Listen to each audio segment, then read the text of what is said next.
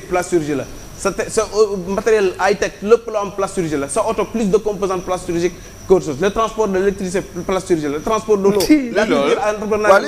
donc imaginez filière yi ci nekk yëpp lu mun a créer ces emplois mais il faut une industrie qui se développe. kon yéen d'accord ngeen ni yéen a ngi ci paradigme boo xamante ni baaxul. déggoo ma ne la non y a un début de quelque chose qui est en train de se faire parce qu'il y a une nouvelle structuration démographique ni ñu doon gérer ni Abdou Diouf wala Abdoulaye Wade wala keneen doon gérer jeunes yi mënatuñ ko continuer di ko gérer ce changement là il faut l'impulser. Chaque fois que vous avez un représentant du gouvernement.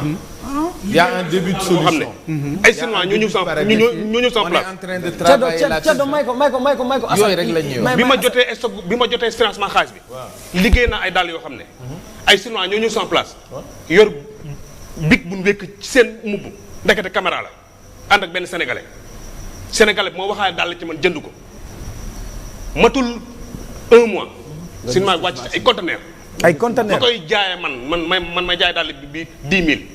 prix en gros prix maanaam détail di ko jaayee 8 000 prix en gros Chinois bi wàcce ko di ko jaayee per 3 000. non s'il y a un patronat uni et fort.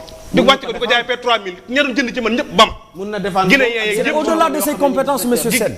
C'est au-delà de ses compétences. C'est l'État qui a signé une convention avec Kim Ping-Jing. C'est ça l'importance de l'État. C'est ça maanaam tey nguur gi li ma yaakaar ne moo la waroon def. mu arrangé comme li ngeen di wax nii. mu teg ay taxes ñi nga xam ne. protectionnisme ñi nga xam ne ñooy concourir ak ñun ñi nga xam ne. ñooy téyeer bi. c'est ça. ak kii liggéey dàll yi ak keneen ak keneen ñu teg leen taxes yoo xam ne. dàll bi ñuy jaay ñoom 3000 dañ koy jaayee 20 000 wala 25 000 ñun suñu dàll suñu koy jaayee 10 000 francs suñu dàll lii liggéey ñun dana dox ñoom seen liggéey. mooy protectionnisme mais da leen la valoriser. Chine la wax de Chine. Kim Ping-Jing. ñoom la tabaxal arène nationale. démb man fu mu mën a liggéey sans faire. daf la tabaxal arène nationale. man fu muy liggéey sans faire. tabaxal la autoroute Ila Touba.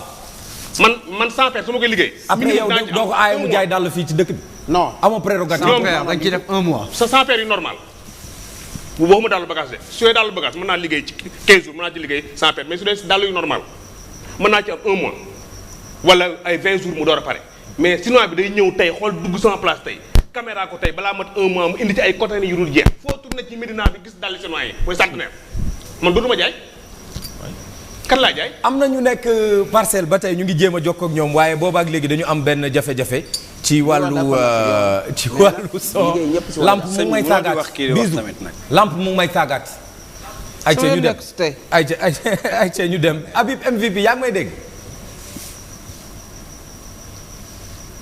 Habib yaa ngi may dégg que ñu dem ci Sokana maa ngi lay dégg bu baax a baax Pape Sidi. waaw léegi ana Sokana maa ngi ñëw ci moom moom mooy tënk waxtaan bi damay bàyyi léegi mu àggali rek ñu dem ci Sow. waaw bismillah. d'accord donc rapidement fi ma nekkoon mooy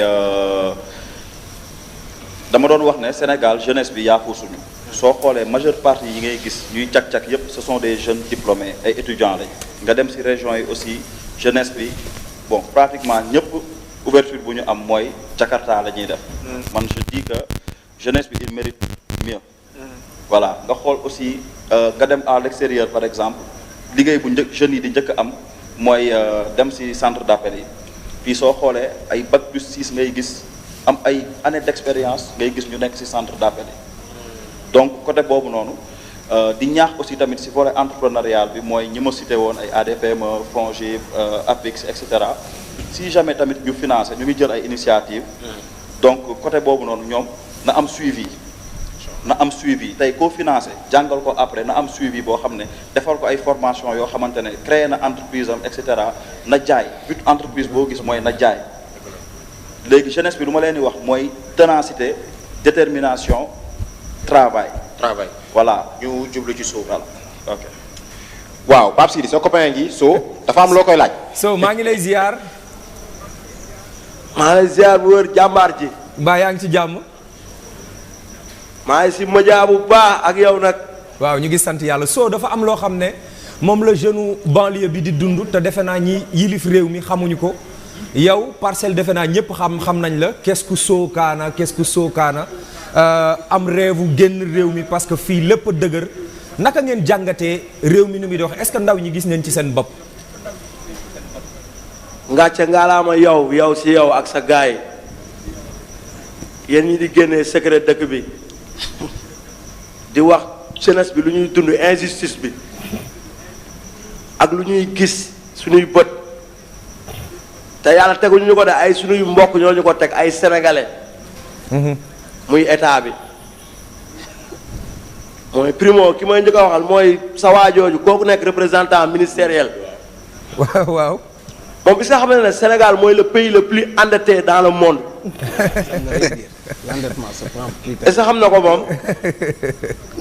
waaw xam na ko. xaalis bu ñu leb milliards yu ñu leb si bu ñu leb fépp si àdduna bi fan lañ ko dugal si Sénégal ban njëriñ la am. mais góor gi tabax na ay stade tabax ay soo nag. stade boobu est-ce que sénégalais yi ñoo gagné marché bi. Turquie lañ ko jox de Erdogan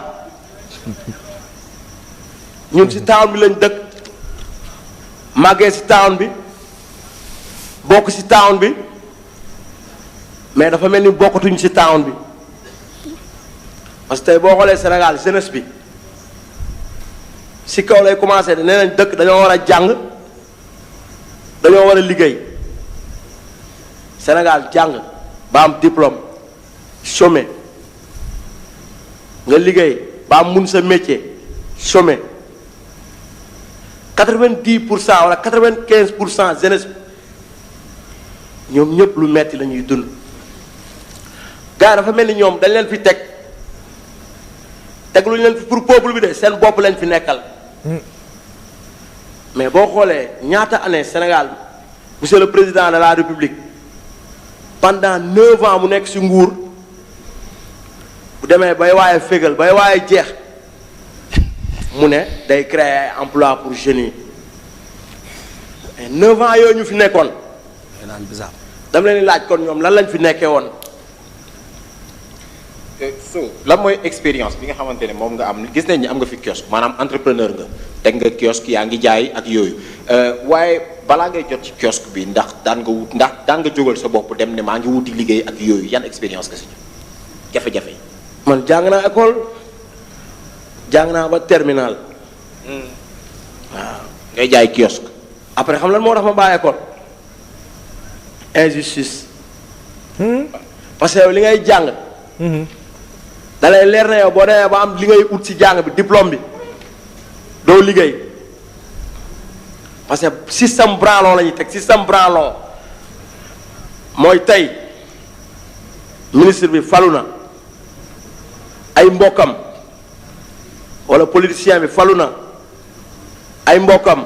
maanaam ci gàttal buñ la xamul wala xam ku la xam duñ la jox place. non duñ la jël duñ la boole ci dara sax. ñun dafa mel ni jeunesse bi déggoo ma ne dafa mel ni jeunesse bi ñun duñu ay sénégalais bokkuñu si. te boo nekkee entrepreneur nga commencé sa business tamit ñu lay bundu xatal yaa ngi doon joxe exemple bi léegi ci sa xarit bi nga xam ne ni moom ay daal lay jaay ak yooyu waaye bis bu nekk rek ñu indil ko problème. moo ngi nii am di maag moom a nekkoon doo kolo kii maag moom a nekkoon doo kolo baan. waaw saa maa ngi lay ziar. am di yow jafe-jafe yi ngay jot sa liggéey. waaw ñi ngi ziar waa Sénégal yëpp di leen baal ak si koor gi waaw. am di maa ngi lay ziar sama xarit la. mais man mooy Sénégal bu ñuy wax Sénégal jeunesse bëgg ñu liggéey man gëmma loolu quoi. jeunesse bëgg nañ liggéey parce que da ngay xool booy fii dañ comme day départ zéro dem ba teg ay business am te kenn jàpp si état jàppale ko. état boo xool ñen la gars yi gën a jàppale sax mooy ñuy def affaire ñaax fayda quoi affaire ay wax yu ñaax fayda. waaw ay waxu dof quoi voilà bu naa demee ba ne wax dof mooy fay kon Sénégal ban dëkk ban ñun fan lañ jëm quoi. gis benn jeunesse boo xam ne day nekk fii war a man ëpp na dem voyage ñun suñu copain yi bëri ñu si kaw bi dem voyage mais dañu toog Sénégal gëm ko ni ñooñu fii la ñuy tegee bëgg suñu réew job pour suñu dëkk est-ce que ba amee booyam dañu nekk si ñun job ba nekk si yenn affaire waaw ñun dina am lépp fi lañ ko defee suñu dëkk fi lañ juddoo fi lañ màggee fi lañ liggéeyee xam nga dañu gëm ni Sénégal mu mën a am lu nekk mais nag day am benn instant da ngay découragé quoi parce que da ngay nekk di liggéey gars yi la fayaloo ay impôts yoo xam te ne doo gis sa bopp xam nga kuy job da nga war a fay impôt mooy yoon mais ñooy fay impôt ñuy fay ay impôt ñuy fay lépp mais da ngay fay après doo gis sa bopp si dëkk bi delluwaat si yow quoi xam nga wax xam nga da ngay fay pare di gisaat sa bopp sax garaawul parce que loolu mooy yoon mais fii booy dañuy job bëgg na liggéey trop boo xëyee fajar nga gis booy di jël ay njaga njaay dem liggéey ñii ñuy def cek-cek xam nga wax ñii ñuy def leneen kon nag état bi war a jàppale jeunesse bi ñu nekk ñu gën a am classe toog seen dëkk gën a am classe def liggéey ni ko dem bay jël gaal xam nga loolu ñàkk maanaam désespéré la quoi ñu ko dem bay jël gaal pour dem voyage. soo yow moom PA nga dëkk yàgg nga fii ñu bëri bàyyi nañ la fi jël ay gaal dem seen yoon. ooy man gaal yi am naa si ay affaire yu doy waar sax. am naa sama benn copain ñoo doon laay fandoo ñoo doon dundandoo lépp moom ak rakkam ndeysaan rakk ji yàlla na ko yàlla yërëm xare ko àjjana. amiin métti temps bi ak doy waaru temps bi moo tax mu jël daas xaalisam ànd ak rakkam dem jël gaal yi. mu liggéey ba pare ànd ak rakkam tam. li mu liggéey yëpp da ko dajale ànd ak rakkam ne day dem jël gaal yi ñëw si man waxtaan ak man ma ne ko fils su ma sañoon yow yaay dem mais nga bàyyi fi booy bi mu ceene mu ne ma non non moom il faut mu tekkee ak booy bi il faut mu yóbbu booy bi mais conseillé naa ko ba sonn mais xam nga rek doomu aadama moom ak coobareem waaw parce que moom la tamit du xale quoi ma ne ko coow di jëpp yàlla na yàlla saafaral mu dem. li yàlla di def bi mu demee voyage yi métti trop si ñoom si biir gaal boobu ñu dem xaw ma côté ay Maroc xaw ma côté yooyu noonu. rakk ji ay mal de mer la am ay mal de mer ba gaañ si biir gaal bi. mu gaañ si biir gaal bi gars yi ne dañuy jël rakk ji dañ koy sànni mu leen rakk ji bu ñu ko naree sànni gaal bay tëb ñun ñëpp tee. parce que moom jàmbaar la Serge jàmbaar la. Serge jàmbaar la. góor yàlla la comme ñun la mel.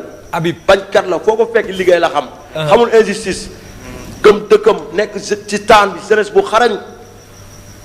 mu ne leen bu ñu sànnee rakam gaal bi yëpp ay këpp mais partenaire ñu àndaloon ñëpp fippu booy bi si gaal bi la mujjee nekk ba ñoom ni ñuy teeree. léegi mu ngi England sax ngàcce ngaalaama. waa ji waaw nee na moom du ñëw di Sénégal nee na mënutul ñëw Sénégal parce que bu ñëwee Sénégal. loolu moo ko traumatisé. affaire bi da ko traumatisé parce que saa su ne rakam lay gis. moom day jàpp ne moom moo sànq rakam. Habib. te pourtant waaye ndax foogu leen ni aussi problème mu accompagnement dafa am wala boog formation parce que boo xoolee Habib yaa ngi pour liggéey dajale xaalisam Sidi maa ngi lay dégg waaw Habib dama bëggoon xam est-ce que débat bi ñu koy def fii pour terminer parce que très rapidement laa ko bëgg rek parce que sinon ici fii lay sedd te bëgguma mu sedd pendant qu'on était en train de discuter est-ce que gars yi ñu ngi doon waxtaan foofu si yan point lañ d'accord yan lañ d'accordul qu'est-ce qui se disait là-bas lan ngeen doon wax Pape Sidi li ñu doon waxtaanee fii tey mooy gouvernance bi nga xamante ne tey jeunesse bi ànduñu ci n'est-ce pas ni nguur gi maanaam problème bi daal mu ngi nekk problème mu bras long mooy tey ku bëgg liggéey rek boo demee ci entreprise wala boog place boo xam ne nguur gi moo ko yor boo fa xamul kenn wala kooku xamul ku la xam problème la pour nga am accès wala nga liggéey problème mu formation aussi wala boog yeneen organes yi nga xamante ne nguur gi teg na ko pour mu accompagner jeunesse bi nekkuñu di si gis seen bopp yaakaar naa waxtaan bi ci loolu la tëb. maa ngi ñëwaat ci yéen léegi Sokana c'est un vrai guerrier boy town et puis guerrier nekk si koñam mën a wàcce boppam ba ubbi benn kiosque di fa jaay pain thon mayonnaise ñebbe et puis affaire góor yàlla quoi ce qui veut dire que les gens ils sont. da nga gis koo xam l'envie est là. waaw l'envie est là mais après boo nekkee ci dernier maillon bi c'est compliqué Bijou Ngoné da ngaa mel ne da ngaa sa tàng dafa yaram foofu franchement da nga séparé loo xam lu la dal naka leen jël Bijou daa envie bu fekkee ci baara doon la ñuy dem ci xanaa invité bi ñu wax solution et puis commencé de honorable parce que aussi je pense mu ne invité bi day tayal Cheikh Bara moom su fekkee si carré VIP bi lañ jëm mën nañ commencé débat dafa am ñaari loo xam ne dama ko bëgg a leeral nee na moom ministre de la jeunesse mooy ministre bi gën a tuuti bis ci ensemble sans loolu amul des sax. wuy ma billaay wallaay taalaay dinaa ko wax dinaa ko leeral parce que boo jëlee ministre fonction publique renouveau service honorable bisem 10 milliards la. waaw honorable xaaral ma expliqué la honorable boo jëlee tey ministre bi nga xam ne mooy ministre développement industriel petit moyen industriel bisem 10 milliards 500 yu gën a tuuti bi kon bu fekkee da nga wax ne yow si bis 10 moo gën a tuuti tam nekk parce que nga ne 20 milliards kooku amul. honorable xam nga depuis sànq ba tey ñu ngi wax mais li ngeen di wax nii mi ngi mujj dafay mi ngi commencé nag nekk tooñ man personnellement je vais plus me permettre di tontu ci affaire jeunesse te jeunesse indiwu ko fi. est-ce que comprendre nga non xaaral rek nañu arrêté. pourquoi ñu dugg ci li waaw nañu dugg ci débat bi beneen waa xaaral rek parce que luñ ci mënti wax. dina impacter Néné Fatoumata Tall alors que wax dëgg yàlla li ñu mën a leeral ak débat bi fi mu toll ci encore plus moom wax dëgg yàlla luñ ci waxaat rek tontuwaat ko rek dañuy mujj toog. mais moom kam moo ko yónni mu toog fii bii. non je te jure luñ ci waxaat rek tontu parce que chiffre yu foowee nii ak yi muy wax yëpp nii ak débat bi billaay wallaay ñun connaissant ne Fatou Tall xanaa nag du ñu yebal kii pour faire un petit synthèse Ceddo très rapide ma la de billaay wallaay Tall mais bu doon pour yow rek lañ lay invité du loolu billaay wallaay synthèse Bijou bàyyi mu sedd monsieur Niang non dama ne lu ñu waxaat fii ci côté jeunesse dañuy wax loo xamante ne buñ wallaay ñun xam nañ fan lañ ko war a waxee xoolal on synthétise avec monsieur Ceddo Mouride Sadi encore loo xam ne concerne na jeunesse bi elle a parlé tout à l'heure du secteur industriel gis nga am réew boo ci dëkkee xam ko dafay baax Sénégal bopp bee jëm suuf tànk yi jëm kaw boolu bëti rek a ci def li tax ma wax la ko mooy maanaam ñun ñii ñuul kukk nii xam nga ñooy sénégalais non on est les sénégalais de la 3e zone les premiers sénégalais c'est les Français qui étaient là la plus grande partie du gâteau ci seen loxo la ne loolu ñëpp a ngi koy jooy mais xam nañ ne noonu la demee parce que aussi dafa am France fu mu féete Sénégal deuxième partie bi mooy sunu mbokku libanais yi ñoom ñoo yor secteur industriel boobu nga wax ñoo ci ëpp sénégalo-libanais te bon c'est des sénégalais mais xam nga tubaab yi ñoo leen fi indi mais bi ñu leen fi indee dañ leen a jox benn zone boo xam ne zone tampon la diggante nit ñu ñuul ñi ak ñu weex ñi parce que ñoom bëgguñu woon laale ak ñun li ma lay wax c'est de l'histoire et mooy li am ci réew mi donc aujourd'hui ces gens-là qui ont le secteur industriel mais dañuy fay d'abord ce qu'on appelle le SMIC le salaire qu'on paye aux gens le salaire minimum au Sénégal mënu la permettre nga fay néeg bi nga loué ay 50 et quelques mille la 56 et quelques mille si je me trompe c'est-à-dire am na ñoo xam ne tey jii dañuy xëy di liggéey 8 heures wàcc 18 heures pour ce minable salaire ça leur prend toute la journée te loolu état nag daf ci war a def ay effort SMIC bi pour relever ko parce que nit ñi fi ñu toll loué néeg joxe dépense fay courant fay ndox fukki junni mënu ci dara demal dans le secteur de la restauration demal ci yeneen secteurs yi nga xam ne on est censé embaucher des gens ñuy liggéey mu jëlal leen c'est-à-dire 35 heures wala lu ko ëpp ñooñu billaahi amuñu lu ñu dundee ci seen liggéey ñi ci des nga xam ne dañuy débrouiller wu wóor na leen ni amuñu perspective xam nga li ma la wax léegi c'est des corporations de métier depuis sax Sénégal yàgg na may corporation de métier uude rab tëgg ñeeño ñooñu ñëpp c'est des corporations de métier xam nga c'était notre trésor national aujourd'hui ñaawal nañ ko ba di ci xaste donc sàmm mbay ak napp ak loolu ñëpp a ko bokkoon ñëpp a ko daan def mais le plus du uude mooy uude mooy ëw waaw le plus du tëgg mooy tëgg yeeg li ñuy béyee ak lépp te loolu moom rek la woon rab bi tamit noonu keneen ak keneen noonu loolu c'était des corporations de métier nit ñi di ko xastentee léegi tuddee ko ay waaso mais Sénégal dafa am ay soubassement yoo xam boo ko xoolee daanaka réew mu mën a dem la mais li ma la wax rek bopp baa ngi ci suuf tànk yaa ngi ci kaw ñun sénégalais yu ñuul yi on est les sénégalais de la 3e zone à partir de la Médina génn fa lañ dëkkoon centre ville tubaab ya zone tampon bii Sandaga bii ngay gis naar yi te loolu c'est pas un problème pour suba bu ñu nee dañoo stigmatiser sax garawul mais mooy li am. d'accord léegi nag pour ñu jox Astou nga baal ma comme que ki invité la ñu jox ko mu tëj sinon dafay xaw a ñu bàyyi ko mu tëj dañu bëgg mu bokk ci waxtaan ak bokk ci waxtaan bi. mën na bokk jarul muy tëj garaaw. mais mën na wax rek li mu bëgg a wax ko defee ñu. soo ma mayoon ma synthétiser. waaw pour que jeunes yi ñuy seetaan mun a jëlee njëriñ si nga xam ne. allez-y monsieur. voilà ñëw moo pour nekk si logique de confrontation. adversité dama ñëw pour apporter ay informations yoo xam ne ça peut être utile aux jeunes. tey jii les initiatives qui sont posées état bi teg ko pour jeunes yi muy. le repositionnement de l'enseignement technique tey jii à travers les ISEP à travers l'ONFP à travers le financement par la 3FPT tey jii jeune boo nekk ci benn secteur par exemple nga diplômé benn secteur bëgg a def reconversion l'État peut vous accompagner da ngay dem fëgg bu 3FPT loolu mun nga ko def directement bi 3FPT mun nga dem tamit guichet unique yi nga xam ne ñu ngi ci 45 départements yi pour mun boo fekkee da nga am projet wala nga bëgg a lancer projet mais xamoo sax ni ñuy monter projet boo demee ANPEJ dinañ la accompagner pour nga monter sa projet ñu accompagner la tout le circuit pour financement bu fekkee dafa laaj ñu former la dans le cadre de ton projet ñu former la état bi financer ko bu su laajee garantie FONGIP garantie ko bu fekkee financement la ñu DER dina la financer bu fekkente ne